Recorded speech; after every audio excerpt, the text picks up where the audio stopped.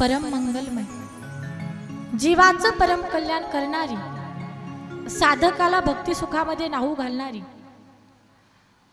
मनुष्य जीवाचं सार्थक जी कथा ऐकल्यानंतर होते, जी कथा सुख समाधान संपत्ती ऐश्वर्य कीर्ती या सर्व गोष्टी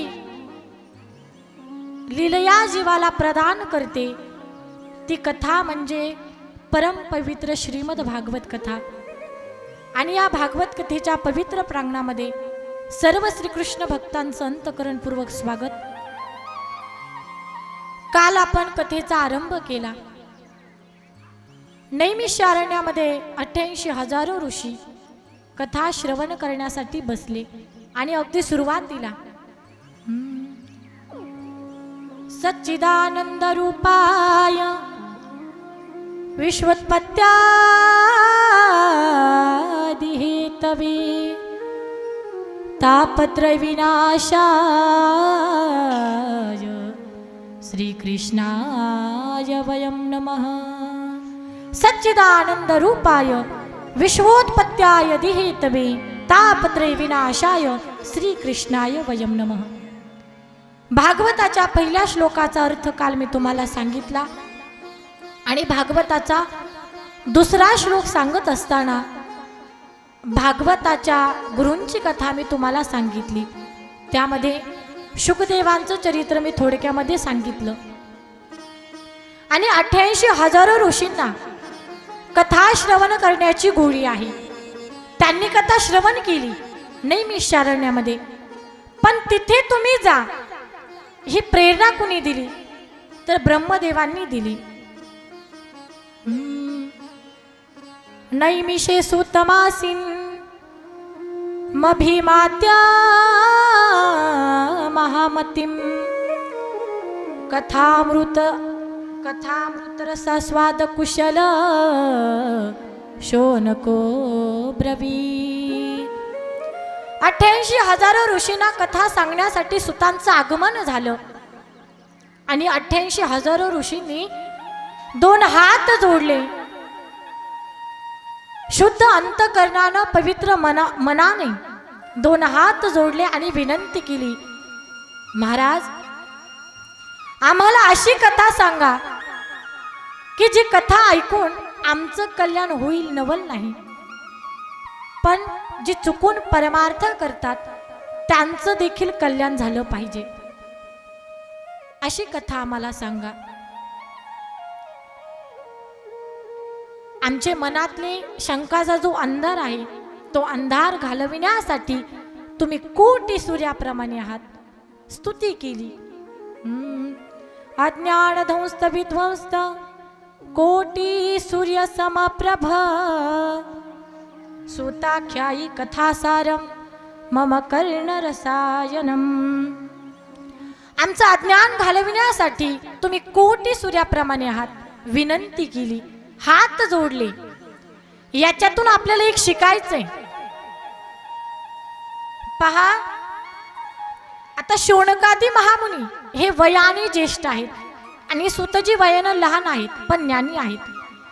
ज्ञानी व्यक्तीकडून ज्ञानाच्या गोष्टी शिकायच्या असेल, एखाद्या व्यक्तीकडनं एखादं काम करून घ्यायचं असेल तर बोलावं कसं हे संत आपल्याला शिकवतात।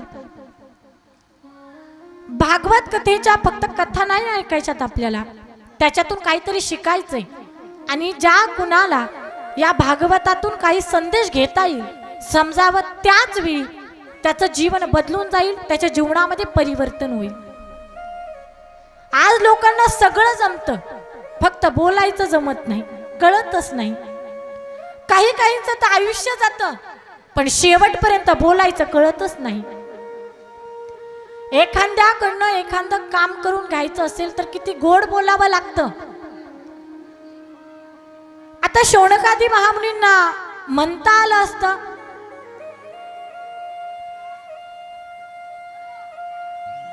की ब्रह्मदेवानं पाठवलंय, कथा ऐकायला बसवलंय, त्यांनी सांगितलं एक महात्मा येतील कथा सांगतील, सांगा बरं आता कथा, असं उद्धटपणे त्यांना बोलता आलं असतं।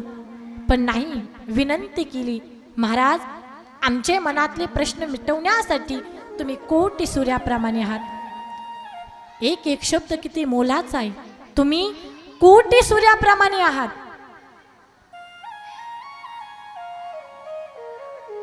म्हणून या भागवत कथेतून जीवन जगत असताना बोलणं किती महत्वाचं आहे, त्यांच्या बोलण्यामध्ये किती नम्रता आहे। कारण हे स्वतः ऋषीमुनी होते आणि स्वतः ज्ञानी देखील होते, अज्ञानी नव्हते। ज्ञानी असून सुद्धा विनंती केली, महाराज आम्हाला अशी दिव्य कथा सांगा। आणि यामध्ये बोलण्यामध्ये किती नम्रता आहे, किती मवाळ भाव आहे, हे आपण यामधून जाणून घ्यायचंय। आणि जीवनामध्ये आपलं बोलणं किती गोड असावं, किती मवाळकीचं असावं, किती प्रेमळ असावं। ज्याचं बोलणं प्रेमळ असेल, मवाळकीचं असेल ना, त्याचं जीवन सुंदर आणि सुफलाम बनून जाईल। त्याच्या जीवनातल्या अडचणी दुःख कधी संपेल हेही कळणार नाही। न बोलणं कसं असावं यावर एक उदाहरण सांगेल मी, थोडं लक्षपूर्वक ऐका। एका गावामध्ये सासू सुनेची जोडी होती। सासू अतिशय नम्र होती, अनुभवानं तयार होती, पण तिची जी सून होती ना, तिला काही बोलायचं कळतच नव्हतं। माणसानं कुठंतरी व्यवस्थित बोलावं, कुठंतरी शिस्तीत बोलावं, याचं तिला काही ज्ञान नव्हतं। सासू बिचारी नेहमीच सांगायची, सुनबाई थोडं व्यवस्थित बोल। सासू सारखी विचार करायची, मी जोपर्यंत आहे माझ्या स्वभावानं ही तरल्या जाईल, पण ज्या दिवशी मी नसेल ना, हे दिवसभरातून 10 वेळा कुणाचे तरी बोलणे खाल्ल्याशिवाय राहणार नाही। माझ्या पाठीमागे माझ्या मुलानं काम बघायचं, काहीची भांडणं बघायची। सासू बिचारी सारखी विचारत राहायची आणि सारखी म्हणायची, सुनबाई जरा काही व्यवस्थित बोल, काही शिस्तीमध्ये बोल। एक दिवस बोलण्याचं महत्व समजावून सांगते सासूबाई, आणि बोलण्याचं महत्व सांगत असताना सासूबाई म्हटली, सुनबाई जा आणि शेजारणीकडनं ताक घेऊन ये। आता ताक घेऊन येणं ही एक छोटीशी गोष्ट आहे, पण छोट्या गोष्टीतून कधी कधी मोठ्या गोष्टी शिकायला मिळत असतात। जा म्हणे ताक घेऊन ये। सुनबाईनं चरबी घेतली आणि सकाळचीच निघाली ताक घ्यायला। आता सकाळची वेळ ही आमच्या महिला मंडळांची वेळ असते। कुणी झाडून काढत असतं, कुणी सडा टाकतं, कुणी रांगोळी काढतं, कुणाला आवरून शेतामध्ये जायचं असतं, कुणी घरातला डबा तयार करत असतं, तर कुणाला ऑफिसला जायचं असतं। तसं ती ग्रामीण भागातली ती स्त्री होती, सकाळची वेळ होती, दारामध्ये झाडून काढत होती। आपण ज्यानं झाडून काढतो त्याला झाडू म्हणतात, काही काही भागामध्ये नारळीच्या फांद्यानं बनलेला असतो तो, काही काही भागामध्ये त्याला खराटा देखील म्हणतात। त्या खराट्यानं झाडून काढत होती आणि ही सुनबाई बिचारी सकाळचीच गेली आणि आवाज दिला झाडून काढणाऱ्या स्त्रीला, ए गंगूबाई हातातला खराटा टाक आणि दे मला ताक। काय म्हटली? हातातला खराटा टाक आणि दे मला ताक। त्या झाडून काढणाऱ्या बाईनं हातातला खराटा टाकला।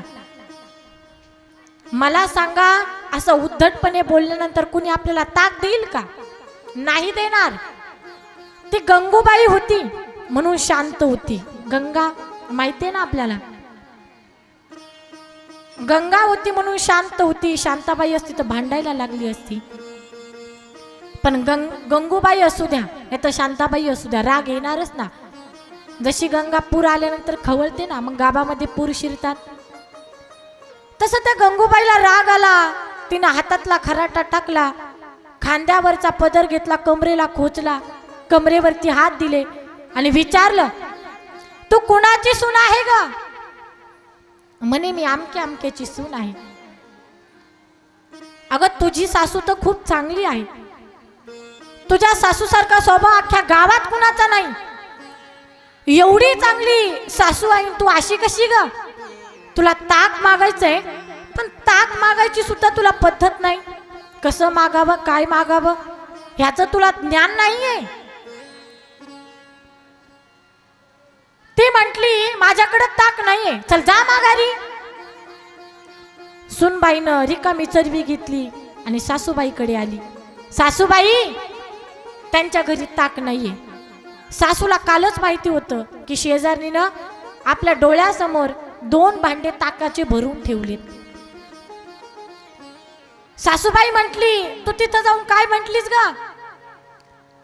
सुनबाई म्हटली मी म्हटलं गंगू मावशीला, गंगूबाई हातातला खाराटा टाक आणि दे मला ताक. सासूबाईनं तर डोक्यालाच हात लावला. सासू म्हटली अगं असं बोलल्यानंतर कुणी ताक देईल का तुला? ताक कसं मागायचंय ते मी तुला शिकवते, समजावून सांगते.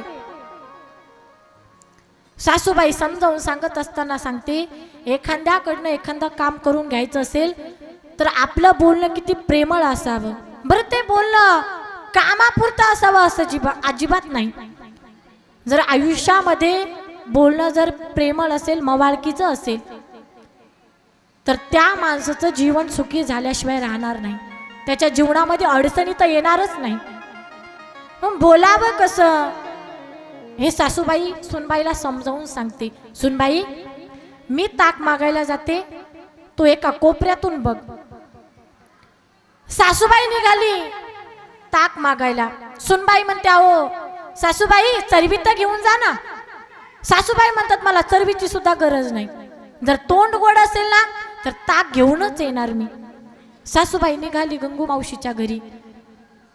गंगूबाईच्या घरी आली, पण गंगूबाई घरचं काम करत होती, दारात नव्हती ती. दारात तिचं छोटस लेकरू खेळ खेळत होतं. 2-2.5 वर्षाचं लेकरू होतं, दारामध्ये खेळत होतं. सासू गेली आणि त्या मातीत खेळणाऱ्या लेकराला उचलून घेतलं, पदरानं तोंड पुसलं आणि घरामध्ये गेली. आवाज दिला गंगूबाई, अहो तुम्हाला काही कळतं की नाही? एवढं सोन्यासारखं लेकरू आहे. माणसानं जर दगडाला जर पाहिलं तर दगडाला सुद्धा नजर लागते. तुमचं तर लेकरू आहे, एवढं सुंदर लेकरू आहे. पण खरं सांगू का, ते लेकरू एवढं विचित्र होतं, जर काळ्या रानाच्या मातीत जर टाकलं ना तर ते ओळखू सुद्धा येणार नाही. एवढं काळं ढुस लेकरू होतं, अमावस्येच्या चंद्रासारखं दिसत होतं. पण एवढ्या काळ्या ढुस लेकराचं कौतुक कुणीतरी केलंय हे ऐकून गंगूबाईचं मन भरून आलं. आणि मन भरलेल्या गंगूबाई म्हणतात ताई या ना आतमध्ये सोफा सेटवर बसा. बसवलं. चहा करू का? आता सासूबाई म्हटल्या होत्या का मला चहा करा? नाही. पण कधीही कुणाला चहा न पाजणारी गंगूबाई म्हणते ताई तुम्हाला चहा करू का? सासूबाई म्हणतात नाही नाही चहा करू नका, थोडी घाई आहे मला. अहो 2 घोट पिऊन जा, थांबा थोडस, आता चहा होईल. गंगूबाई आतमध्ये जातात, प्युअर म्हशीचं दूध घेऊन येतात आणि म्हशीच्या दुधाचा चहा करतात. पण कधी बिचारीनं नवऱ्याला सुद्धा एवढा दुधाचा चहा पाजला नसेल. अशी ती गंगूबाई दुधाचा चहा केला, चहा घेऊन आल्या. सासूबाई चहा पिल्या. गंगूबाई म्हणतात बरं झालं माझ्या लेकराला घरात घेऊन आलात, खूप वेड्यासारखं करतय ते मला. सासूबाई म्हणतात बरं ठीक आहे ताई आता येऊ का मी? मला शेतामध्ये जायचंय आवरून, घरी पण खूप काम राहिलंय, येऊ का मी? गंगूबाई म्हणतात ताई थोडस थांबा ना. ऐकतात का माझं? कालच मी ताजं ताक केलंय, तेवढं घेऊन जाता का? आता सासूबाई म्हटल्या होत्या का मला ताक द्या? नव्हत्या म्हटल्या, पण हा गोड बोलण्याचा फायदा आहे. सासूबाई सांगतात गंगूबाई मी ताक घ्यायला आलेच नव्हते. काय म्हटल्या? ताक न्यायला आलेच नव्हते. खरी आली कशाला होती? ताक न्यायला. सांगते काय मी ताक घ्यायला आले नव्हते. जर मी ताक न्यायला आले असते तर चरबी सोबत आणली असती. गंगूबाई म्हणतात राहू द्या राहू द्या, भलेही चरबी आणली नसू द्या, एक काम करा माझीच चरबी घेऊन जा. आणि गंगूबाईनं काय केलं, घरामध्ये गेली गंगूबाई, चरबीच्या खाली ताक सांडल, एवढं गच्च चरबी भरली आणि ते भरलेलं ताक सासूबाईला दिलं. ताक काय चरवी सुद्धा घेऊन सासूबाई सुनबाईकडे आली. सांगितलं, सुनबाई हे बघ, मला चरवीची सुद्धा गरज पडली नाही. हे पाहून सुनबाईच्या डोक्यात प्रकाशच पडला. सुनबाईला कळालं, एखाद्याकडनं एखादं काम करून घ्यायचं असेल तर माणसाचं बोलणं नेहमी प्रेमळ असावं, मवाळकीचं असावं बोलणं.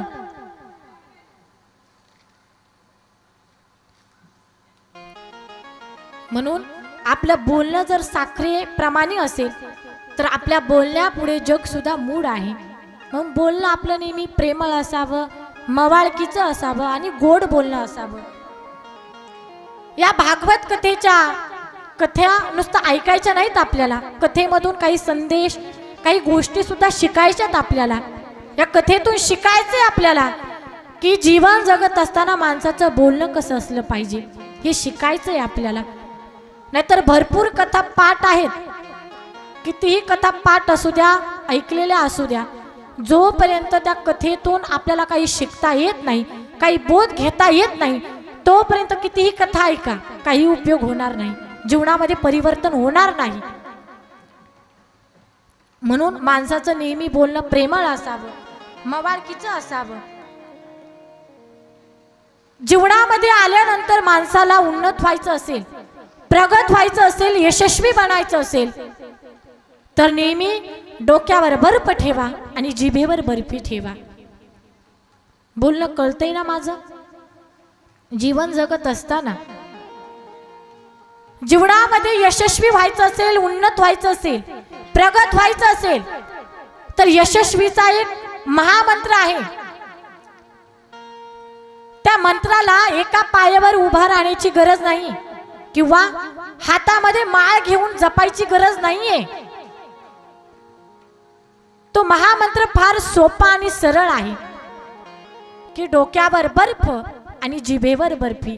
म्हणजे डोकं नेहमी कठीण प्रसंगी बर्फासारखं थंड ठेवावं आणि जिभेवर बर्फी म्हणजे आपलं बोलणं गोड असावं, मवाळ असावं. हे ज्याला जमलं ना, समजावं त्याचं जीवन यशस्वी झालं. हे यशस्वी माणसाचं लक्षण आहे. म्हणून शौनकादी महामुनींकडून आपल्याला हे शिकायला मिळते. त्यांनी स्तुती केली, महाराज तुम्ही कोटी सूर्यासारखे आहात. आणि जेव्हा कौतुकाचा वर्षाव झाला, स्तुतीची सुमना उधळल्या गेली, तेव्हा भागवताचा महासागर दुःखातून ओसंडून वाहू लागला. सूत महाराज म्हणाले, शौनकादी महामुनींनो, तुम्ही जे बोलताय ते सत्य आहे. येणारा काळ फार कठीण आहे आणि येणाऱ्या काळामध्ये लोकांना परमार्थाला वेळ मिळणार नाही.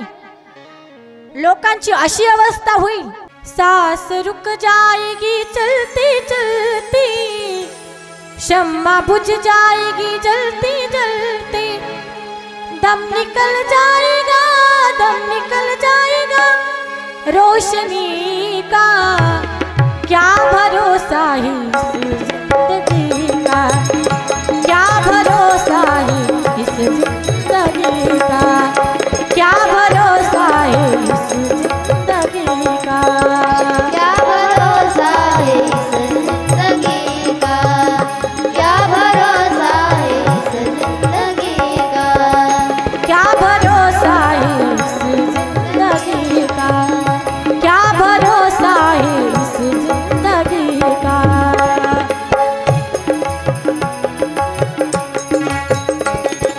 जय हो.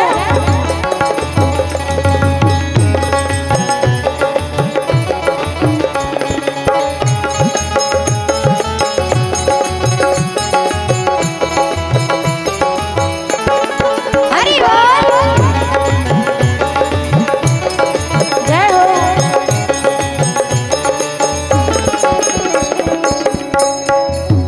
ऐका, संतांनी सांगितलंय, ज्या जीवनावर माणसाला गर्व आहे, अहंकार आहे, आज ज्या गोष्टीला प्रत्येक माणूस हे माझं म्हणतो ना, ती कुठलीच गोष्ट राहणार नाही. म्हणून संत महात्मे सांगतात, या जगामध्ये कुठलीही गोष्ट मग ते पत्नी असू द्या, लेकरं असू द्या, हात पाय कान नाक डोळे, कुठलाच अवयव, कुठलीच गोष्ट, कुठलीच संपत्ती तुमच्या बरोबर येणारही नाही आणि राहणारही नाही. म्हणून ज्या आयुष्यावर माणसाला गर्व होतोय, अहंकार होतोय, त्याबद्दल संतांनी सांगितलंय, दुनिया है एक हकीकत पुरानी, चलते रहना है उसकी रवानी. दुनिया है एक हकीकत पुरानी, चलते रहना है उसकी रवानी. फर्ज पूरा करो, फर्ज पूरा करो, बंदगी का क्या भरोसा है जिंदगी का. हरि बोल. क्या भरोसा है जिंदगी का, क्या भरोसा है जिंदगी का. जिंदगी का क्या भरोसा है जिंदगी का, क्या भरोसा है जिंदगी का.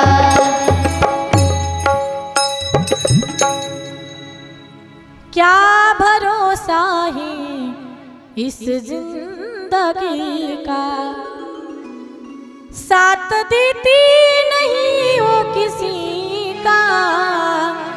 क्या भरोसा है इस जिंदगी का. आयुष्यामध्ये आल्यानंतर माणसाच्या जीवनाचं काहीही खरं नाही.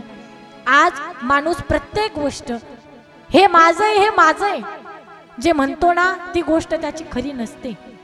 एक दिवस सगळ्यांना सगळंच हे सोडून जायचं आहे. आणि खरं सांगू का, ज्यांना आपण माझं म्हणतो तीच माणसं आपल्याला स्मशानापर्यंत घेऊन जात असतात. या जगामध्ये कुणीच कुणाचं नाहीये. आमचे संत महात्मे सांगतात, नाही रे नाही कुणाचे कोणी, नाही रे नाही कुणाचे कोणी. नाही रे नाही कुणाचे कोणी, नाही रे नाही कुणाचे कोणी. नाही रे नाही कुणाचे कोणी, नाही रे नाही कुणाचे कोणी. नाही रे नाही कुणाचे कोणी, नाही रे नाही कुणाचे कोणी. जो जन्माला आला तो जाणार आहे. तो माणूस असू द्या, पशु असू द्या, काही असू द्या, प्रत्येकाला एक ना एक दिवस हे जग सोडून जायचं आहे. इथं आल्यानंतर हे माझं अजिबात म्हणायचं नाही. कारण ही सगळी माया आहे. मृत्यू लोकामध्ये प्रत्येक जन्माला आलेला जीव हा मायेनं बांधला गेलेला आहे. म्हणून मायानं जो अडकला त्याला भान नाहीये. आपल्याला सोडून जायचं आहे. आणि ज्यांना आपण माझं म्हणतो ना, तीच एक ना एक दिवस आपल्याला अग्नीच्या जाळामध्ये नेऊन घालणार आहे. म्हणून सांगितलंय, भाव कुणाचा बहीण कुणाची, कोण कुणाचे सगळे सोय. बहीण कुणाची, भाव कुणाचा, कोण कुणाचे सगळे सोय रे. ओ बहीण कुणाची, भाव कुणाचा, कोण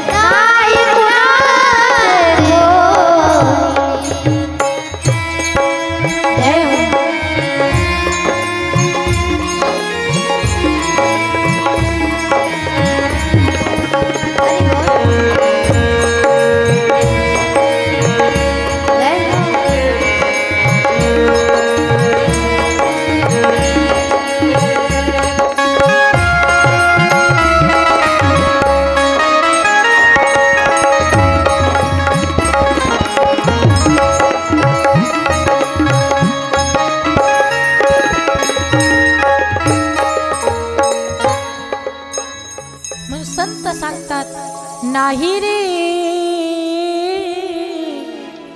नाही कुणाचे कोणी, बहीण कुणाची भाऊ कुणाचा, कोण कुणाचे सगे सोय रे नाही रे नाही कुणाचे कोणी. म्हणून या जगामध्ये कुणीच कुणाचं नाहीये. एक ना एक दिवस सगळ्यांना जायचंय. सूत महाराज सांगतात, शौनकादी महामुनींनो, तुम्ही जे बोलतायत ते बरोबर. येणारा भविष्यकाळ फार कठीण आहे. येणाऱ्या कलियुगामध्ये माणसाचं जीवन क्षणभंगुर आहे. क्षणभंगुर नाही भरवसा. माणसाचं आयुष्य कसं निघून जाईल हेही माणसाला कळणार नाही. आणि खरंच आज माणसाचं आयुष्य एवढं फास्ट चालू आहे. आज माणूस 40 वर्ष जगतोय, कुणी 50 वर्ष जगतोय, 60च्या पुढे तर शक्यतो कुणी जातच नाही.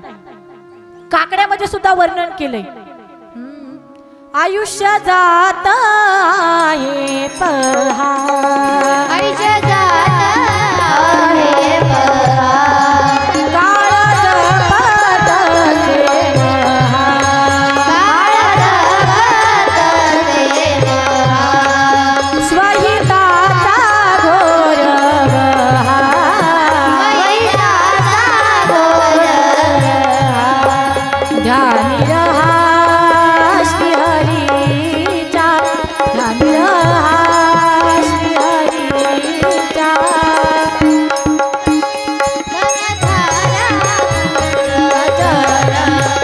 धनधारा पुत्र जरा.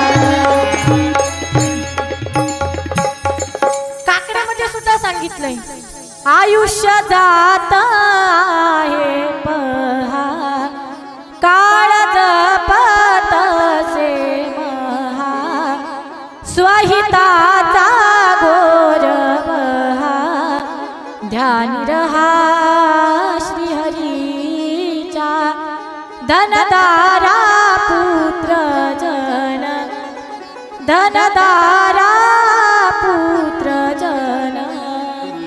म्हणून माणसाचं आयुष्य चाललेलं आहे.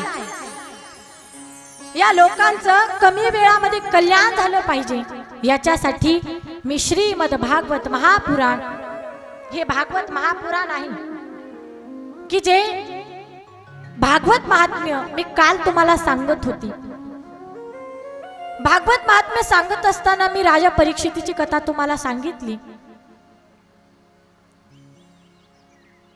परीक्षितीला जेव्हा शुकदेव महाराज भागवत सांगत होते त्यावेळी अमृताचा कुंभ घेऊन त्या ठिकाणी देवता आले आणि सांगितलं, महात्मा गुरुजी हे अमृत घ्या आणि राजा परीक्षितीला द्या आणि त्या अमृताच्या बदल्यात आम्हाला भागवत सांगा. देवाणघेवाण ही तोला मोलाच्या वस्तूशी केली जात असते. शुकदेव महाराज सांगताय, देवतांनो चुकताय तुम्ही. काचेच्या तुकड्याच्या बदलात तुम्ही तर हिरा मागून घेताय. कालच मी तुम्हाला सांगितलं, शुकदेव महाराजांच्या नजरेमध्ये अमृत हे काचेच्या तुकड्याप्रमाणे आहे आणि भागवत ही हिऱ्याप्रमाणे आहे. देवतांनो चुकताय तुम्ही. काचेच्या तुकड्याच्या बदल्यात तुम्ही हिरा मागताय. हे भागवत थोडस बुद्धीला ताण देऊन जर ऐकलं ना तर लवकर समजेल. काचेच्या तुकड्याच्या बदल्यात तुम्ही हिरा मागतायत याचा अर्थ काय? भागवत हे हिऱ्याप्रमाणे आहे आणि अमृत हे काचेच्या तुकड्याप्रमाणे. शुकदेव म्हणतात, नाही सांगणार मी तुम्हाला भागवत, हे अमृत घेऊन जा. जसा शुकाने नकार दिला तसा राजा परीक्षितीने देखील नकार दिला. एवढं श्रेष्ठ हे भागवत महापुराण आहे. मग काहींना प्रश्न पडेल, नेमकं या भागवतामध्ये काय आहे? तर या भागवतामध्ये माझ्या भगवान श्रीकृष्ण परमात्म्याच्या चरित्राच्या कथा आहेत, भक्तांच्या कथा आहेत, भगवंताच्या नामाचा महिमा, त्याच्या नामचिंतनाचा महिमा आहे की जो अमृतापेक्षाही श्रेष्ठ आहे. एवढा श्रेष्ठ आहे की आमच्या संतांनी देखील सांगितलंय, अमृताहुनी गोड, अमृताहुनी गोड नाम तुझे देवा, नाम तुझे देवा. अमृताहुनी गोड, अमृताहुनी गोड नाम तुझे देवा, नाम तुझे देवा. अमृताहुनी गोड, अमृताहुनी गोड नाम तुझे देवा, नाम तुझे देवा.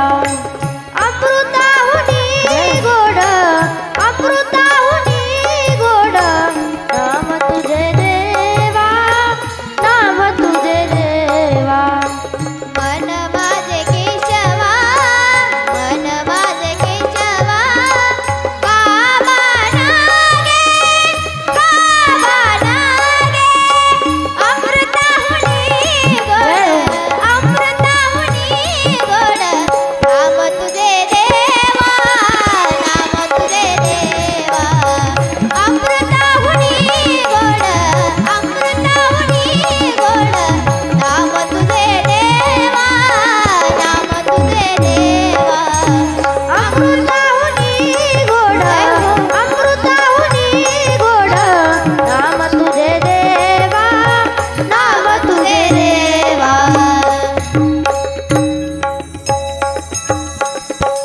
संतांनी सुद्धा सांगितले, अमृताहुनी गोड, अमृताहुनी गोड नाम तुझे देवा, नाम तुझे देवा. अमृताहुनी गोड नाम तुझे देवा.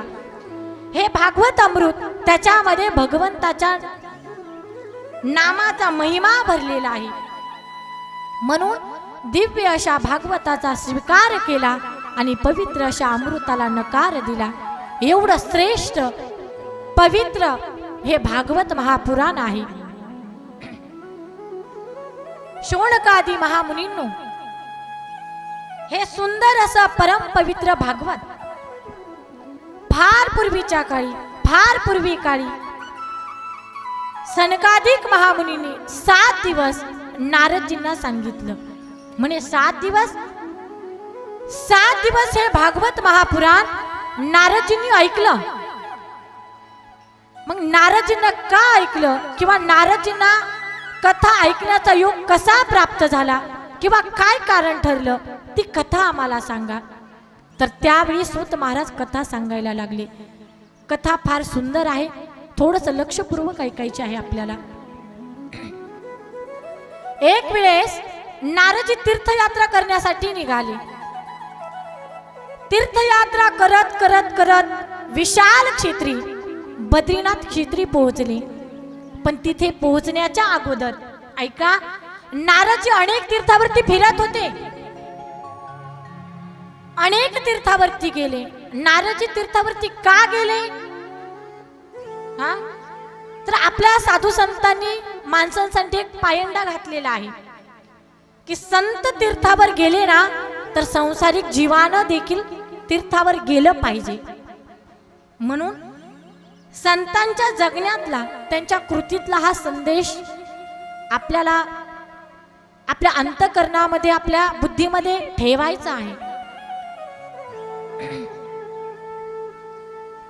संताला तीर्थावरती जाण्याची गरज नाहीये. का? कारण संतच हे चालतं बोलतं तीर्थ आहे. मग संत ही तीर्थावरती का गेले? काय गरज पडली त्यांना तीर्थावर जाण्यासाठी? ऐका, साधू संतांना तीर्थावर जाण्याची गरज नाहीये, पण तरी देखील साधू संत मंडळ ही तीर्थावर गेली. का? तर जगानं आपलं पाहून केलं पाहिजे म्हणून संत महात्मे तीर्थावरती गेली. खरं पाहता संत हे चालतं बोलतं तीर्थ आहेत. तीर्थ केले कुणी? माझ्या माऊलीत ज्ञानोबा आहे, तो खूप बरा आहे. नामदेवरायांनी तीर्थ केले. चारही भावंड निवृत्ती, ज्ञानदेव, सोपाना, मुक्ताबाई आणि नामदेव महाराज अगदी त्यांनी 700 वर्षापूर्वी अगदी भारत भ्रमंती केली, सगळे तीर्थ केले. मग संत हे तीर्थावर का गेले? तुम्ही म्हणताल ताई संत तर चालतं बोलतं तीर्थ आहेत, मग संतांनी तीर्थ का केली? संतांचं पाहून जगानं करावं हे बरोबर आहे, पण संत तीर्थावर गेले ना तर संतांच्या पदस्पर्शानं तीर्थ सुद्धा पवित्र होतात, एवढा संतांचा महिमा आहे.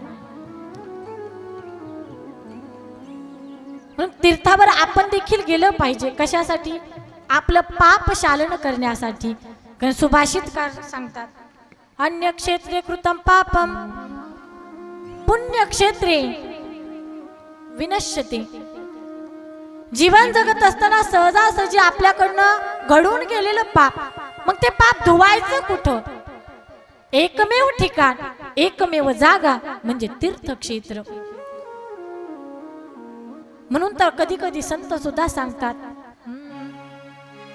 जब हे सकळ सिद्ध आहे हात चालावया पायी, तव तू आपुले स्वहित पाहे, तीर्थयात्रे जाय चुकू नको. कधी? जोपर्यंत हात पाय कान नाक डोळा जोपर्यंत आहे तोपर्यंतच आपण तीर्थ पाहायची. कधी? कुठपर्यंत? जोपर्यंत कानानं ऐकू येतंय, पायानं चालता येतंय, डोळ्यांना दिसतंय, जोपर्यंत इंद्रियांची सर्व व्यवस्था आहे, सगळे नीटनाटके आहेत, तोपर्यंतच माणसाला तीर्थावरती जायचंय. परंतु आजकाल माणसाचं असं झालंय, शरीराचा एखादा भाग रिटायरमेंट झाला ना, माणसं निघाले पंढरपूरला. तोंडामध्ये दात नाहीये आणि निघाले पंढरपूरला. मला सांगा, बिना दाताचं कधी? जोपर्यंत हात पाय कान नाक डोळा हे जोपर्यंत व्यवस्थित आहे ना, तोपर्यंतच आपण तीर्थ पाहायची. कुठपर्यंत? जोपर्यंत कानानं ऐकू येतंय, डोळ्यांना दिसतंय, पायानं चालता येतंय, तोपर्यंत आपण तीर्थ पाहून घ्यायची. आता आजकाल माणसाचं कसं झालंय, शरीराचा एखादा भाग रिटायरमेंट झाला ना, लोक निघतात पंढरपूरला. मला सांगा, एखाद्या व्यक्तीला दात नाही तर निघालं ते पंढरपूरला, पंढरपूरला पोहोचणार आहे का? हा, तोंडामध्ये दात नसतील, दात नसल्यावर आपण पोटभर जेवण करू शकतो का? नाही करू शकत. आणि जोपर्यंत पोटभर जेवण जात नाही तोपर्यंत पायही आपल्याला साथ देत नाही. पोटात अन्न असेल तेव्हा पायांना चालता येते आणि चालून चालून आपण पंढरपूरला पोहोचतो. म्हणून जोपर्यंत हात पाय कान नाक डोळे सगळं काही व्यवस्थित आहेत ना, तोपर्यंतच पंढरपूर पाहून घ्यायचंय. नाही तर आज माणसं आयुष्यभर प्रपंच करतात आणि प्रपंचामध्ये थकून गेले ना, मग पंढरपूरला निघतात. असे जर पंढरपूरला निघाले तर माझ्या पांडुरंगापर्यंत कधी पोहोचणार? एके ठिकाणी सांगितले, तरडा भाग्यवंत नटे हरी कीर्तनात. तारुण्याला का महत्व दिलंय? तरुण हाच तरुण जाण्यासाठी योग्य आहे. तरुण या शब्दाचे दोन अर्थ होतात. तरुण म्हणजे युवान आणि तरुण म्हणजे भवसागर. तरुण हाच तरुण जाण्यासाठी योग्य आहे, पात्र आहे. ऐका, तीर्थक्षेत्रावरती माणसानं गेलं पाहिजे. कशासाठी? पाप धुण्यासाठी. मग मला सांगा, काही काही म्हणतील ताई तीर्थावरती माणसानं गेलं पाहिजे पाप धुण्यासाठी, आमच्याकडनं काही पाप झालं का? हे तुम्ही मला विचारू नका, मीच तुम्हाला विचारते, तुम्ही पाप करता का? काही काही मावशा म्हणत असतील, ह्या ताईंला कुणी आणलं इथं? खुशाल व्यासपीठावर बसून विचारता तुम्ही पाप करता का? हा, मी पाप करतच नाही असं कोण आहे? वर बोट करा. मी देखील करणार नाही, कारण माणसाकडनं अज्ञानात का होईना पाप घडूनच जातं. मग ते पाप बोलण्यातलं असेल, वागण्यातलं असेल, आणि परमार्थिक जीवनामध्ये काही ना काही अज्ञानामध्ये माणसाकडनं पाप घडतं. त्यापेक्षा संसारिक माणसाकडनं 5 ठिकाणी हिंसा घडली जाते. देवी भागवतामध्ये सांगितलेलं आहे. झाडू नसेल, चुलीचं ठिकाण असेल, पाटा वरवटा उखळ, 4-5 ठिकाणी माणसाकडनं हिंसा घडत असते. चुकून का होईना, तुम्ही ठरवला ना मी पाप करणार नाही, तरी देखील सुद्धा अज्ञानात का होईना माणसाकडनं पाप घडतच. मग घडलेलं पाप आम्ही धुवायचं कुठं? ते पाप धुण्यासाठी, ते पाप शालन करण्यासाठी एकमेव ठिकाण, एकमेव जागा म्हणजे तीर्थक्षेत्र. मग ते पंढरपूर असू द्या, आळंदी असू द्या, श्री क्षेत्र पैठण असू द्या, वृंदावन धाम असू द्या, जगन्नाथपुरी असेल, देहू असेल, आळंदी असेल, द्वारका असेल, सृष्टी सोमनाथ असेल, कुठलंही क्षेत्र असू द्या, कुठलंही ठिकाण असू द्या, त्या ठिकाणी माणसाचं पाप सहजासहजी धुतल्या जातं. त्यासाठी तीर्थक्षेत्र आहे. पण काही काही लोकांना दूरच्या तीर्थावर जाणं शक्य नसतं.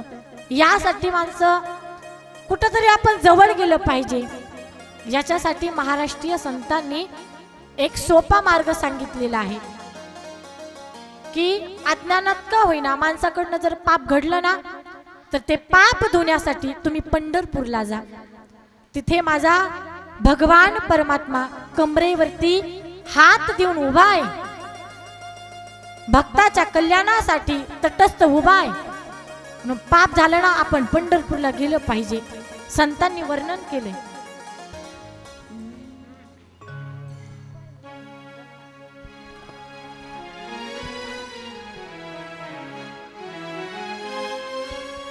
जन्मासी वाणी पहारे पंढरी, जन्मासी वाणी पहारे पंढरी, जन्मासी वाणी पहारे पंढरी, जन्मासी वाणी पहारे पंढरी.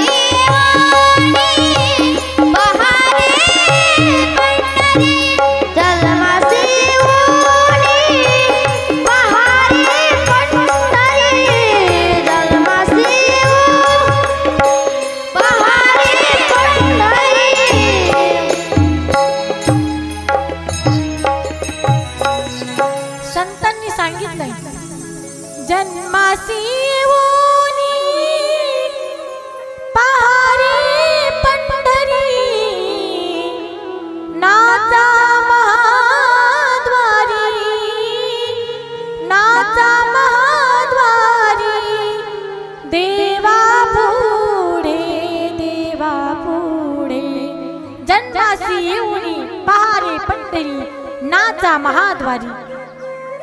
संतांनी सांगितले, दादांनो तीर्थक्षेत्रावर जा. पण नारदजी आपल्याला शिकवण्यासाठी तीर्थक्षेत्रावर गेले, फिरू लागले. श्रीशैलम, रामेश्वरम, कन्याकुमारी, मदुराई अनेक तीर्थावरती फिरू लागले नारदजी. आणि तिथं गेल्यानंतर नारदजींच्या लक्षात आलं, अरे अपवित्राला पवित्र करणारी ही तीर्थ. पण या तीर्थावरती जी लोक येतात ना, अपवित्राला पवित्र करणारी ही तीर्थ, पण लोक पवित्र तीर्थालाच अपवित्र करून टाकतात. जिथे येऊन माणसानं पाप धुवायचं असतं, लोक तिथे येऊन पाप करतात. तीर्थाचं महत्व माहिती नाही या लोकांना.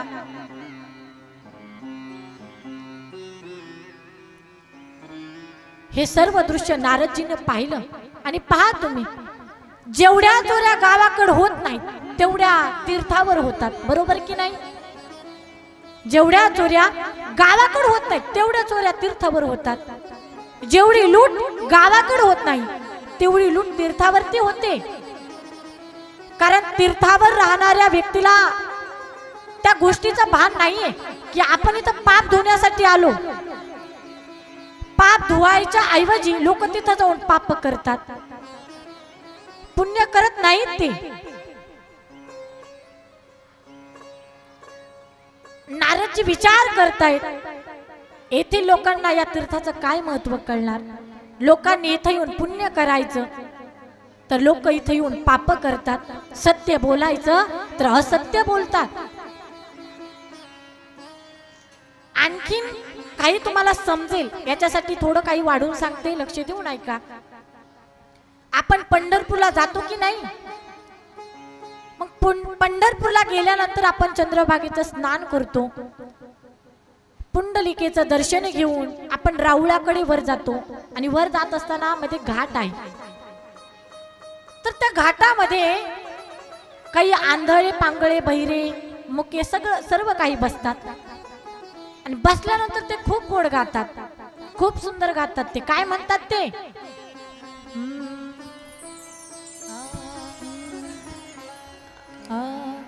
आंधळ्या पांगळ्यांचा एक विठोबा दाता, आंधळ्या पांगळ्यांचा एक विठोबा दाता, प्रसवला विश्वतोची सर्व होय हा जाणता. विश्वतोची सर्व होय जाणता, घडीमोडी हेळ मात्रे पाप पुण्य संचिता, घडीमोडी हेळ मात्रे पाप पुण्य संचिता. बाबा दुःख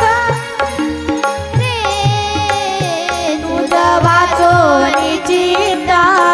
आंधळ्या पांगळ्याचा एक विठोबा दाता, आंधळ्या पांगळ्याचा एक विठोबा दाता, आंधळ्या पांगळ्याचा एक विठोबा दाता. आंधळ्या पांगळ्याचा एक विठोबा दाता, आंधळ्या पांगळ्यांचा एक विठोबा दाता, प्रसवला विश्व तोची सर्व होय हा दाता. घडी मोडी हेळा मात्रे पाप पुण्य संचिता. भावा दुःख कोण वारी तुझं वाचोनी चिंता. आंधळ्या पांगळ्यांचा एक विठोबा दाता, प्रसवला विश्व तोची सर्व होय हा जाणता. एक विठोबा दाता. दादा, आंधळ्याला रुपया द्या, पैसा द्या. कर्मानं दिनदुबळा झालो, आंधळा झालो. आणि आंधळ्या झाल्या कारणानं पोटाची आग शांत बसू देत नाहीये. म्हणून दिनवाणीनं तुम्हाला मागतोय दादा. कोण म्हणतंय असं? एक आंधळा बाबा. एका व्यक्तीला खूप दया आली, सूटबूट सफारीतला होता. त्यानं खिशातून 5 रुपयाचा ठोकळा काढला आणि कटोऱ्यात टाकला. जसा कटोऱ्यात ठोकळा पडला तसा आंधळा बाबा म्हटला, दादा 500 रुपयाचा जोडा तुमच्या पायात आहे, 5,000चा ड्रेस तुमच्या अंगावर आहे, 25,000चा मोबाईल तुमच्या हातात आहे. आणि गरीब आंधळ्या माणसाला फक्त 5 रुपये. ₹5 टाकणारा तर डचकलाच.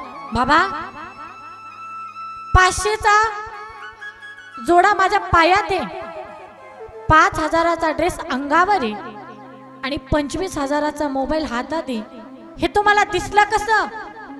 कोण म्हणतंय ₹5 टाकणारा? तर आंधळा काय म्हणतोय? आंधळा म्हटला मी डुप्लिकेट आंधळा आहे. म्हणे डुप्लिकेट आंधळा? म्हणे मग ओरिजिनल आंधळा कुठे? म्हणे ओरिजिनल आंधळा पिक्चर पाहायला गेलाय. म्हणजे याचा अर्थ काय? इथं कोणीच आंधळ नाही, इथं कोणीच आंधळ नाही. लोक तीर्थावर जातात, सोंग घेतात, असत्य बोलतात, खोट बोलतात. याच गोष्टीचा नारदजींना त्रास झाला, वाईट वाटलं, दुःख झालं. नारदजी म्हणतात, अपवित्राला पवित्र करणारी ही तीर्थ. माणसानं इथं येऊन सत्य बोलावं, पण लोक असत्य बोलतात. माणसानं इथं येऊन पाप धुवावं, पण लोक पापच करतात. पुण्य करावं तर पाप करतात. या गोष्टींचं नारदजींना वाईट वाटलं, दुःख झालं. आता पहा लोक किती खोटं बोलतात. काही काही माणसं तर प्रमाणांच्या बाहेर खोटं बोलतात. ते कसं बोलतात ते एक उदाहरणातून सांगते मी तुम्हाला. एका गावात एका महाराजांचं कीर्तन झालं. कीर्तन झाल्यावर एक युवान महाराजांकडे आला, म्हणतो महाराज तुमचं कीर्तन खूप छान झालं, खूप आवडलं मला कीर्तन. माझी इच्छा आहे की मला माझ्या गळ्यामध्ये माळ घालायची, ती माळ मला तुमच्याच हातातून घालायची. तुमचं शिष्यत्व मला स्वीकारायचंय. मला सांगा, तरुण मुलगा, एक तरुण युवान महाराजांकडे माळ घालण्यासाठी गेला, हे पाहून कोणत्या महाराजांना आनंद होणार नाही? महाराजांना खूप आनंद वाटला. अरे आजच्या तरी पिढीला कोणीतरी एक तरुण युवान माझ्याकडनं माळ घालतोय, या गोष्टीचा आनंद झाला महाराजांना. महाराज म्हटले, बाळा तुझ्या गळ्यामध्ये मी माळ घालतो, पण काही 4-5 प्रश्नांची माझी उत्तरं दे. म्हणे विचारा प्रश्न. विचारायला सुरुवात केली. म्हणे मांस भक्षण करतो का? म्हणे अजिबात नाही. मदिरा पितो? म्हणे अजिबात नाही. आई वडिलांची सेवा करतो? म्हणे हो. गोरगरिबांना मदत? म्हणे हो. सप्ताहामध्ये सहभागी होतो का? म्हणे हो. कुठं दान धर्म करतो का? म्हणे हो. सर्व काही महाराजांना ज्या प्रश्नांची अपेक्षा होती, ज्या उत्तरांची, त्यांना सर्व काही प्रश्नांची उत्तरं दिली. महाराज म्हणतात, बाळा तू आई वडिलांची सेवा करतो, गोरगरिबांना मदत करतो, सप्ताहामध्ये दान धर्म करतो, मदिरा पीत नाही, मांस भक्षण करत नाही, सर्व काही गोष्टी तुझ्यामध्ये चांगल्या आहेत. एखादा तरी तुझ्यातला एखादा तरी दोष सांग की ज्या दोषाला मी निर्बंध घालून तुझ्या गळ्यामध्ये माळ टाकतो. तो म्हटला, बाबा खरं खरं सांगू का तुम्हाला? महाराज म्हटले, खरं खरं सांग, घाबरू नको, काळजी करू नको, खरं खरं सांग. तो म्हटला, महाराज माझ्यात एकच दोष आहे.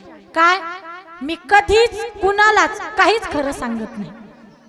काय म्हटला? मी कधीच कुणालाच काहीच खरं सांगत नाही. म्हणजे आतापर्यंत जी यादी होती ती सगळी खोटीच होती. याच गोष्टीचा नारदजींना त्रास झाला. म्हणे अरे पवित्र तीर्थावरती लोकांनी सत्य बोलावं, तर इथं येऊन लोक असत्य न बोलतात, असत्याने वागतात. इथं येऊन माणसानं पाप धुवायचं तर लोक पाप जास्त वाढवतात. दुःखी झालेले नारदजी उतरलेला चेहरा घेऊन वृंदावन धामकडे जावं आणि यमुना मैयामध्ये स्नान करून बाके बिहारीचं दर्शन घेऊन आपल्या पुढच्या भ्रमंतीला निघावं.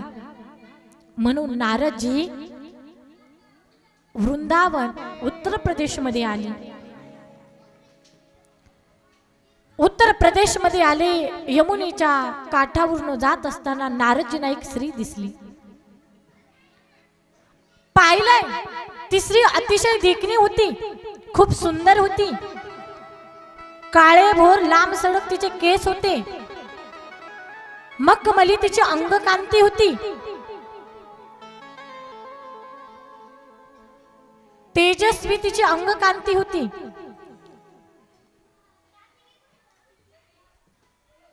भुवया आणि नासिक म्हणजे धनुष्याला जोडलेला बाणच होता की काय. पानेदार डोळे होते. नक्षत्रासारखी दिसत होती. सुंदर कोमल स्त्री नारदजींनी पाहिली. पण ती स्त्री जी होती ना, ती नदी काठावर रडत होती. रडत दिसलेली पाहिली. आणि एवढी सुंदर स्त्री, तिच्या मांडीवरती दोन वृद्ध असलेले दोन झोपलेले आहेत. अनेक सुंदर स्त्रिया तिला वारा घालण्याचं देखील काम करत आहेत. नारदजींना पाहिलं, पण नारदजी तसेच पुढे सरळ निघाले. आपले भजन गात पुढे निघाले. जाणाऱ्या नारदजींना त्या स्त्रीनं पाहिलं आणि आवाज दिला, महात्मा रुक जाओ, मेरी बात तो सुनो. महात्मा, मैं आपसे कुछ कहना चाहती हूं. नारदजींना वळून मागे पाहिलं, वापस आले. देवी, कौन हो आप और क्यों बुला रही हो हमको, और क्या बात करनी है हमसे? महात्मा, आपने मुझे पहचाना नहीं, ओळखलं नाहीस का तुम्ही मला? काय म्हणते ती स्त्री, आपने मुझे पहचाना नहीं? मैं तो साक्षात भगवान श्री कृष्ण परमात्मा की प्राण वल्लभा हूं. मी साक्षात भक्ती देवी आहे. नारदजी, ओळखलं नाहीस का मला? मग नारदजींनी ओळखलं. भक्ती. नारदजी म्हणतात, भक्ती तू का रडतेस, काय झालं तुला? भक्ती देवी तिच्या जीवनाची करुण कहाणी सांगू लागली. नारद बाबा, मी माझ्या जीवनाची करुण कहाणी तुम्हाला सांगते. नारदजी, माझ्या रडण्याचं कारण ऐकून तुम्हाला देखील आश्चर्य वाटेल. मी का रडते तर लक्षपूर्वक ऐका. भक्ती देवी सांगते, नारदजी, मी द्रविड देशामध्ये उत्पन्न झाले, कर्नाटकामध्ये वाढले आणि महाराष्ट्रामध्ये मला मान मिळाला. महाराष्ट्रातून मी गुजरातकडे आले. तिथे सर्व लोक श्रीमंत होती आणि श्रीमंत लोक असल्या कारणानं कुणीच माझा स्वीकार केला नाही. आणि स्वीकार न केल्या कारणानं मला वृद्धत्व आलं. मी वृद्ध झाले. वृद्ध अवस्थेमध्ये मी उत्तर प्रदेश वृंदावन धाम या ठिकाणी आले. तिथं आल्याच्या नंतर तेथील लोक मला डोक्यावर घेऊन नाचू लागली. तिथं माझा स्वीकार केला. लोकांनी स्वीकार केला. लोकांच्या मनामध्ये भक्ती निर्माण झाली आणि लोकांनी डोक्यावर घेतल्या कारणानं माझं वृद्धत्व नष्ट झालं आणि मला चिर तारुण्य प्राप्त झालं. मी तरुण झाले, जिवंत झाले पुन्हा मी. पण माझी जी मुलं आहेत ना, कोण? ज्ञान आणि वैराग्य, यांना कुणीच स्वीकारलं नाही, कुणीच यांचा स्वीकार केला नाही. असं कोण सांगते? भक्ती देवी सांगते. भक्तीची दोन मुलं आहेत, ज्ञान आणि वैराग्य. या दोन गोष्टी जीवनामध्ये नसतील तर तुम्ही कितीही भक्ती करा, रोज उठून देवाची पूजा करा, रोज भजन करा, रोज हरिपाठ करा, रोज काकडा करा, रोज कीर्तन ऐकायला जा, रोज कथा ऐका, रोज उठून तुम्ही देवाची पूजा करून भक्ती केली आणि भक्ती करून तुमच्या जीवनामध्ये ज्ञान आणि वैराग्य नसेल तर तुमच्या जीवनातली ती भक्ती रडवणारी असेल, रडवणारी ठरेल भक्ती तुमची. कारण ज्ञानाशिवाय भक्ती कशी करायची आणि वैराग्य जीवनामध्ये असल्याशिवाय ती भक्ती पूर्ण होऊ शकणार नाही. म्हणून भक्ती करत असताना ज्ञान आणि वैराग्य या दोन गोष्टी माणसाच्या जीवनामध्ये फार महत्वाच्या आहेत.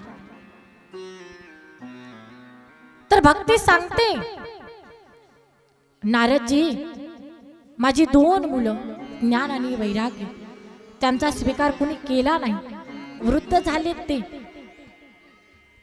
नारद बाबा, आई तरुण आणि मुलं म्हातारी असेल तर कोणत्या आईला जीवनामध्ये समाधान वाटल?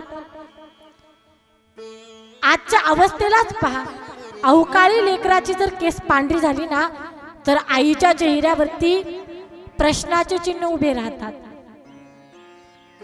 आई लेकराच्या केसाला जे नाही ते लावते. एखादा मोबाईलवर उपाय पाहाल, टीव्हीवर पाहाल, आजूबाजूच्या कुणाला तरी काहीतरी विचारल आई अवकाळी केस पांढरे झाल्यानंतर. पण नारद बाबा, आई तरुण आणि मुलं म्हातारी याच्यासाठी तुम्ही काहीतरी करा ना. नारदजी सांगतात, भक्ती देवी काही काळजी करू नका, मी वेदांचं पारायण करतो. आणि त्याच ठिकाणी नारदजी वेदाचं पारायण करू लागले. 18 पुराण, 6 शास्त्र, अनेक वेदांचं पारायण केलं, अनेक ग्रंथ वाचले, पण ज्ञान आणि वैराग्यावर काहीच परिणाम नाही. थोडेफार डोळे उघडायचे, पुन्हा डोळे बंद व्हायचे, पुन्हा मूर्छित पडायचे. नारदजींना कळत नाहीये, अरे एवढ्या मोठ्या ग्रंथांचं वाचन केलं, वेदाचं वाचन केलं, तरी सुद्धा या दोघांवरती काहीच परिणाम होत नाही. विचारामध्ये आहेत नारदजी. आणि विचार करत असताना नारदजींच्या बाजूला आकाशवाणी झाली, नारदजी सत्कर्म करा, सत्कर्म करा. आकाशवाणी झाली. आकाशवाणीनं सांगितलं सत्कर्म करा, सत्कर्म करा. नारदजी विचारामध्ये पडले, अरे सत्कर्म करा, सत्कर्म करा. एवढं मोठं वेदांचं वाचन केलं, ग्रंथाचं वाचन केलं, याच्यापेक्षा कोणतं मोठं सत्कर्म करू? सत्कर्म करा.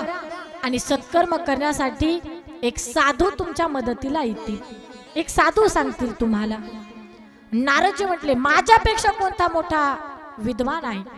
नेमका कोण मोठा आहे माझ्यापेक्षा? आणि कोणतं सत्कर्म करू? या आकाशवाणीचा शोध घेण्यासाठी नारदजींनी भक्ती देवीचा निरोप घेतला. देवी, आता जातो आणि या आकाशवाणीचा शोध घेऊन मी माघारी येतो. निरोप दिला आणि नारदजी त्या आकाशवाणीचा शोध घेण्यासाठी निघाले.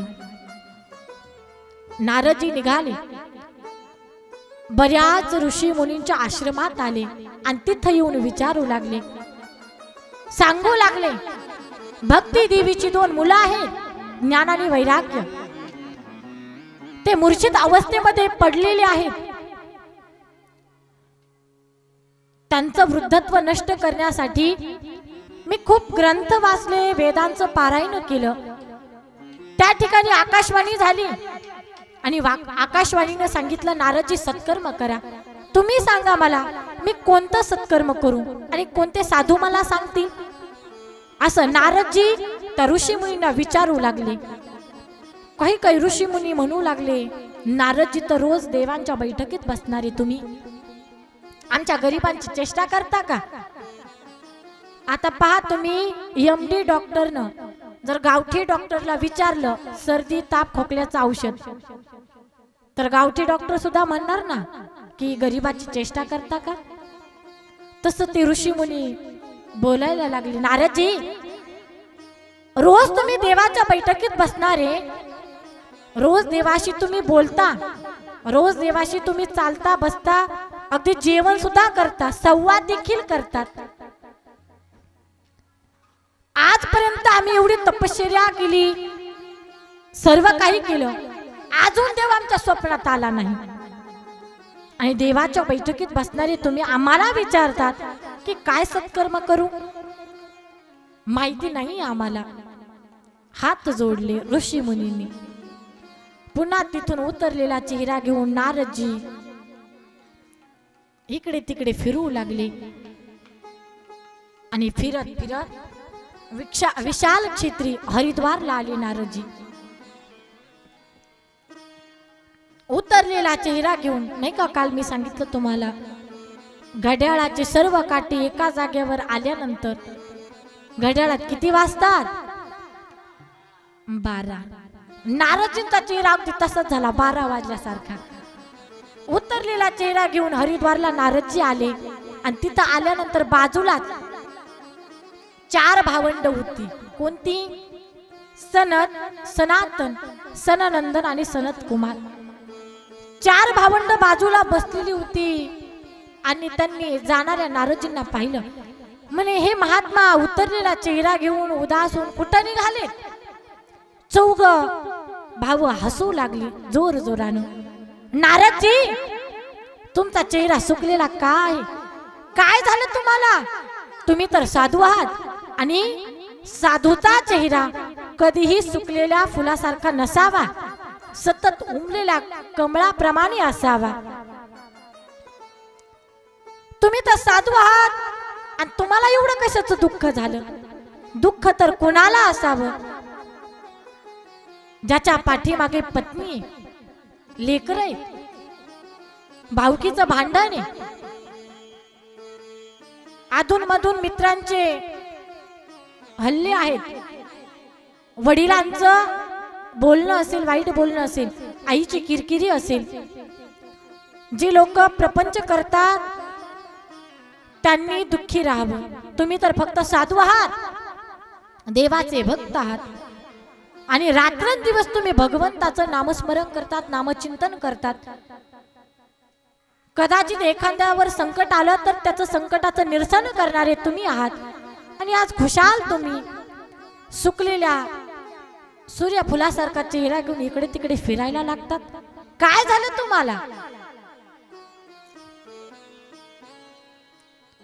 4ही भावंड म्हणू लागली, नारदजी, साधूचा चेहरा हा सुकलेल्या फुलाप्रमाणे नसावा, सतत उमललेल्या कळीप्रमाणे असावा. आणि साधून दुःखी कधी व्हावं? जेव्हा इतरांवर दुःख येईल ना, तेव्हा साधून दुःखी व्हावं. तुमच्या वाटेला असं काय दुःख आहे? असं कोण म्हणतात? ती 4 भावंड नारदजींना म्हणतात. आणि एक सांगू का, जगाच्या दुःखानं जे दुःखी असतात ना, त्यांना संत म्हणतात. जगाच्या दुःखानं जे दुःखी असतात त्यांना संत म्हणतात. आणि जगाच्या दुःखानं जे सुखी असतात त्याला जीव म्हणावं. साधू कुणाला म्हणावं? वर्णन केलंय. जे कारंजले गांजले त्यासी म्हणे जो आपुले. जे कारंजले गांजले त्यासी म्हणे जो आपुले. जे कारंजले गांजले त्यासी म्हणे जो आपुले. जे कारंजले गांजले त्यासी म्हणे जो आपुले. ऐका, संत कुणाला म्हणावं? जगाच्या दुःखानं जे दुःखी होतात त्यांना संत म्हणावं. दया करणे जे पुत्रासी, दया करणे जे पुत्रासी, तिची दासानी दासी. तुका म्हणे सांगू किती, तुझी भगवंताची होणी. जे कारंजले गांजले त्यासी म्हणे जो आपुले.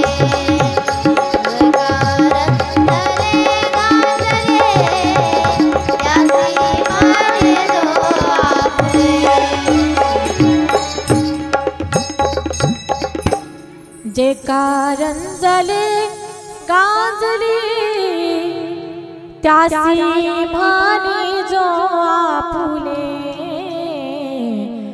तोची साधूळा खावा देव तिथीची जाणावा. संत कुणाला म्हणावं? जगाच्या दुःखानं जे दुःखी होतात त्यांना संत म्हणावं आणि जगाच्या दुःखानं जे सुखी होतात त्याला जीव म्हणावं. ते कसं पहा तुम्ही, आपल्या शेजारणीची जर एखादी बकरी मरण पावली, मेली, तर शेजारणीला खूप बरं वाटतं. पण शेजारची राधा अक्का फक्त तोंडावर म्हणते, आसरा अक्का 10-15 हजाराची तुमची बकरी होती, नव्हती मरायला लागत. लहानाचं तुम्ही मोठं केलं, रोज तुम्ही तिला हाताला घेऊन शेतामध्ये जात होतात. खूप वाईट झालं कुठपर्यंत? जोपर्यंत तिच्या घरात आहेत तोपर्यंत. आणि एकदा का दाराच्या बाहेर पाऊल आला ना, तर तीच राधा अक्का काय म्हणते, बरं झालं हिची बकरी मेली, माझेच गोवीनं खूप वेळा खाऊ घातले. याचा अर्थ काय? जगाच्या दुःखानं ज्यांना सुख मिळतं त्याला जीव म्हणावं आणि जगाच्या दुःखानं जे दुःखी होतात त्यांना संत म्हणतात. नारदजी सांगतात, मी माझ्या दुःखानं दुःखी नाहीये, मी जगाच्या दुःखानं दुःखी आहे. ते 4 भावंड विचारतात, नारदजी म्हणे या जगामध्ये असं कोण दुःखी आहे, कोणाला एवढं दुःख झालंय? म्हणे भक्ती देवीची 2 मुलं आहेत, ज्ञान आणि वैराग्य. खूप दिवस झाले ते मूर्छित अवस्थेमध्ये, वृद्ध अवस्थेमध्ये आईच्या मांडीवरती झोपलेले आहेत. मी खूप ग्रंथाचं वाचन केलं, वेदांचं पारायण केलं, पण मूर्छित अवस्थेमधून ते उठतच नाहीयेत. तर सनकादिक महामुनी म्हटले, नारदजी काही काळजी करू नका, तुम्ही त्यांना भागवत महापुराण सांगा. नारदजी म्हटले, भागवत? अहो मी अनेक ग्रंथांचं वाचन केलंय, वेदाचं वाचन केलंय, 18 पुराण 6 शास्त्र, एवढ्या मोठ्या वेदाचं वाचन केलंय आणि तुम्ही म्हणतात भागवत सांगा? नारदजी हसायला लागले. कारण जे काही बाकीचे ग्रंथ आहेत ते सर्व ग्रंथ हे वेदातूनच जन्माला आलेले आहेत. मग ज्यांचा जन्म वेदातून झालाय असे वेद मी वाचलेत, तरी देखील ज्ञान आणि वैराग्य हे उठतच नाहीयेत. तुम्ही काही माझी चेष्टा करतायत का? असं कोण म्हणते? नारदजी म्हणतात. सनत कुमार म्हटले, तुमचं म्हणणं बरोबर आहे. भागवत ग्रंथाचा जन्म हा वेदातूनच झालेला आहे. तुम्ही तर वेद वाचलेत, पण सांगू, ज्ञान आणि वैराग्याला उठवायचं असेल, त्यांचं वृद्धत्व नष्ट करायचं असेल, तर तुम्हाला भागवतच सांगावं लागेल. भागवताचं महिमान त्या ठिकाणी सनत कुमार सांगू लागले. नारदजी, आंब्याचं झाड म्हणजे वेद आहे आणि त्या झाडाला लागलेलं फळ म्हणजे भागवत आहे. मला सांगा, एखाद्याला आंबा खायचा असेल तर आंब्याचं पान खाऊन आंब्याची चव कळणार आहे का? हा, आंब्याचं मोहर खाऊन आंब्याचा रसाची चव कळणार आहे का आपल्याला? आंबा जर खायचा असेल, आंब्याची चव जर घ्यायची असेल तर आंबाच खावा लागेल. तसं नारदजी, आंब्याचं झाड म्हणजे वेद आहे आणि त्या झाडाला लागलेलं फळ म्हणजे भागवत आहे. तुम्हाला जर आंबा खायचा असेल तर पानं, साली, मोहर खाऊन काही उपयोग नाही, त्याला आंबाच खावा लागेल, आंब्याची चव घ्यायची असेल तर. आता हे जर पटत नसेल, आणखीन एक सांगते. मला सांगा, साखर कशापासून तयार होते? म्हणे साखर ऊसापासून तयार होते. असेच काही वारकरी एका गृहस्थाच्या घरी भजन करण्यासाठी गेले. भजन संपलं 4-5 वारकरी त्या ठिकाणी आणखीन वाढून आले भजन कार्यासाठी. भजन संपलं आणि भजन संपल्यानंतर त्या वारकरी मावशीनं चहा घरामध्ये मांडला. घरामध्ये दूध कमी होतं, कसा बसा 10-15 वारकऱ्यांचा चहा तयार झाला. अर्धा करून 10-15 वारकरी चहा पिले, पण आणखीन 10 वारकरी चहा पिण्याचे राहिले. एक वारकरी बुवा आले, म्हटले वारकरी ताई आणखीन थोडासा चहा मांडा, 10 वारकरी चहा पिण्याचे राहिले. ते म्हटले हो आत्ता लगेच करते. तिनं पातेलं घेतलं, गॅसवर ठेवलं, गॅस पेटवला, त्यामध्ये पाणी टाकलं, दूध टाकलं, साखरेचा डबा घेतला, डबा उघडला, पण पाहिलं की काय साखरच संपली. साखर संपली, इकडे तिकडे शोधायला लागली, घरातली सर्व साखर संपलेली होती. वारकरी बुवा आले, म्हटले ताई पटकन चहा करा, वारकऱ्यांना घरी जायचंय. म्हणे चहा केला असता पण साखरच संपली. म्हणे घरामध्ये शोधा, म्हणे घरातली सुद्धा संपली. म्हणे दुकानामध्ये जा, म्हणे दुकान एवढ्या रात्रीची कोणी आपल्या बापानं उघडी केली असेल का, बंद असेल दुकान. बरं म्हणे ठीक आहे शेजारकडनं घेऊन या, म्हणे शेजारी सुद्धा झोपलेले आहेत. बरं म्हणे ताई साखर कशापासून तयार होते, म्हणे ऊसापासून. म्हणे ऊसापासून चहा तयार करा, होईल का? ऊसापासून चहा तयार होईल का? नाही होणार. भलेही त्याच ऊसापासून साखर तयार झालेली असू द्या, पण चहा करण्यासाठी साखरेचीच गरज आहे, ऊसाची गरज नाही. नारदजी ऊस म्हणजे वेद आहे आणि ऊसापासून बनलेली साखर म्हणजे भागवत आहे. आणखीन एक उदाहरण या ठिकाणी सांगितले. मला सांगा संक्रांतीच्या सणाला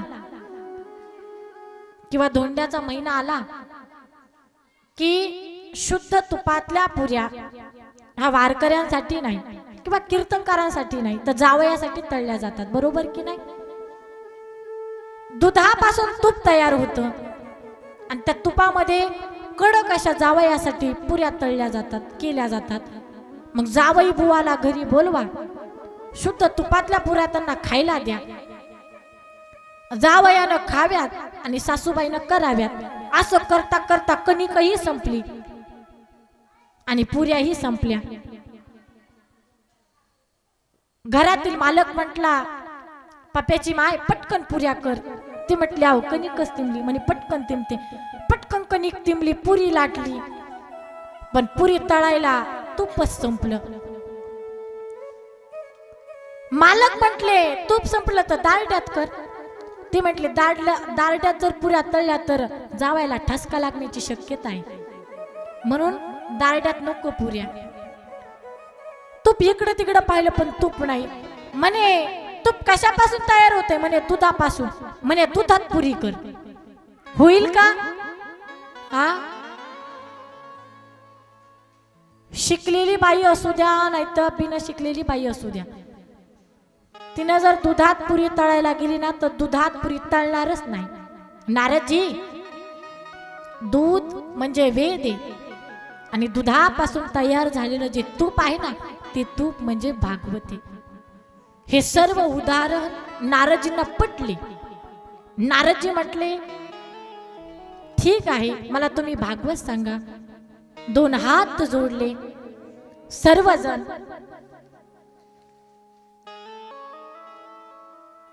विशाल क्षेत्री हरिद्वारला आले. त्या ठिकाणी जे कोणी कथा सांगणार आहे त्यांना सांगण्यासाठी वाळूचं व्यासपीठ तयार केलं. आजच्या अवस्थे महाराजांचं खूप चांगलं आहे, अगदी चांगलं व्यासपीठ असतं, गाणारे वाजवणारे भरपूर सगळे चांगले असतात. तसं तिथं वाळूचं व्यासपीठ तयार केलं आणि त्या व्यासपीठावरती सनक नावाचे महात्मे जाऊन बसले. सनक नावाचे महात्मे जाऊन बसले व्यासपीठावरती आणि कथा ऐकायला श्रोत्यांच्या रूपामध्ये नारदजी जाऊन बसले आणि सर्वांनी त्या ठिकाणी जय जयकार केला. गोपाल श्री कृष्ण भगवान की जय. जय. त्या ठिकाणी भागवताला आरंभ झाला. भागवताचा श्री गणेशाय झाला. भागवताला सुरुवात झाली आणि जोपर्यंत जिथपर्यंत भागवताचा आवाज जाईल अगदी सर्व संतांची गच्च गर्दी त्या ठिकाणी होऊ लागली. सर्व संत एकत्रित आले. कशासाठी? कथा ऐकण्यासाठी. अगोदर फक्त नारदजी एकटे होते श्रोत्यांच्या रूपामध्ये. अनेक श्रोते त्या ठिकाणी उपस्थित झाले. त्या ठिकाणी सांगावं लागलं नाही की आमच्या कथेला या, पण आज लोकांना सांगावं लागतं आज कथेला चला. लोक सांगतात तरी सुद्धा काही काही लोक कथा ऐकायला जात नाहीत, घरीच टाइमपास करत बसतात. पण न बोलवता न सांगता सर्व संतांची मांदी आली. त्या ठिकाणी एकत्रित झाली. एकत्रित होऊन सर्वजण कथा श्रवण करायला लागले. सनक नावाची महात्म्य कथा सांगायला लागले. कथेचा आवाज यमुनेच्या तटावरती जाऊन पोहोचला आणि त्या भागवत कथेचा परिणाम असा झाला, त्या यमुनेच्या काठावरती जे भक्ती देवीच्या मांडीवरती ज्ञान आणि वैराग्य होते ना, त्या ज्ञान आणि वैराग्याचे डोळे हळूहळू उघडायला लागले. भागवताच्या परिणामाने डोळे उघडायला लागले आणि डोळे उघडून त्यांचं वृद्धत्व नष्ट होऊन ते चिर तारुण्य रूपामध्ये आले आणि उठून उभे राहिले. जसे उठून उभे राहिले भक्ती देवीला तर एवढा आनंद झाला. आनंदाच्या भारामध्ये ज्ञान वैराग्य आणि भक्ती देवी हे सर्वजण हरिद्वारला म्हणजे विशाल क्षेत्री जाऊन पोहोचले आणि त्या ठिकाणी येऊन सर्वजण आनंदामध्ये भजन गायला लागले. कसं? ब्रिज के नंदलाला श्री राधा जी के सावरिया सब दुख दूर हुए जब तेरा नाम लिया. सब दुख दूर हुए जब तेरा नाम लिया. जब तेरा नाम लिया सब दुख दूर हुए जब तेरा नाम लिया. सब दुख दूर हुए जब तेरा नाम लिया. सब दुख दूर हुए जब तेरा नाम लिया.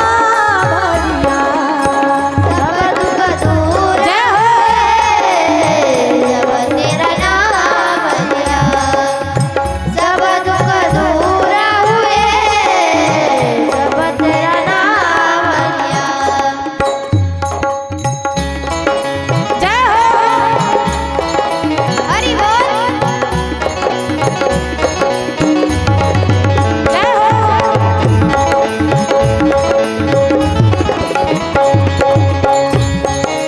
जय हो.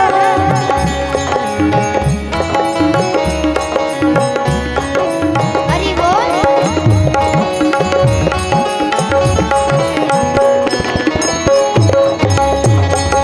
जय हो.